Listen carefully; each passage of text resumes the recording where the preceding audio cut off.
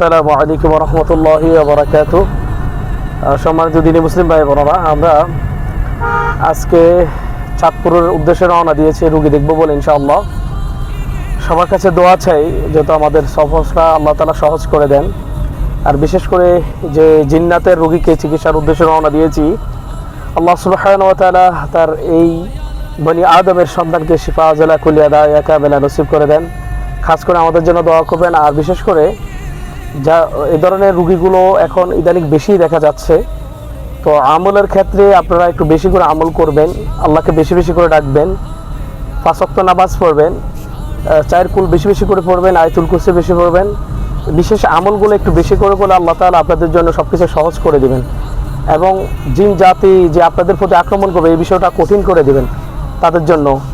সম্মানিত দিনী মুসলিম ভাই বোনেরা, আমলের ব্যাপারে আমরা এখন বেশি উদাসীন ইদানিং দেখতে পাচ্ছি মানুষের। যদিও মসজিদে যায় কেন জানি বের হয়ে যেতে চায়, আমলের ব্যাপারে অনেকেই উদাসীন। অনেক আমরা দেখি তো নামাজ পড়েই কখন বের হয়ে যাবে টেনশন। অথচ আল্লাহ রাব্বুল আলামিন নিজে বলেছেন মসজিদে যত বেশি সময় দিবে ততই বান্দার উপকার, যতই দুনিয়া আখিরাতে কল্যাণ। রাসূল করিম সাল্লাল্লাহু আলাইহি সাল্লাম বলেছেন যে মসজিদ এমন একটা জিনিস, এমন একটা জায়গা যেটা মানব জাতির জন্য, জিন জাতির জন্য সবচেয়ে উত্তম জায়গা, যেখানে আমল করলে আল্লাহ রাসূলকে অতি সহজে পাওয়া যায়। তো সুতরাং আমরা বেশি বেশি আমল করব এবং দুনিয়া আখিরাতে কল্যাণ চাইব। মানুষের জিনের অত্যাচার অনাচার থেকে আল্লাহ সুবহানাহু ওয়া তাআলার কাছে ক্ষমা চাইবো, যেহেতু আল্লাহ তাআলা এই দুই জাতির সমস্ত রকম অত্যাচার অনাচার থেকে আমাদের সবাইকে হেফাজতে রাখেন।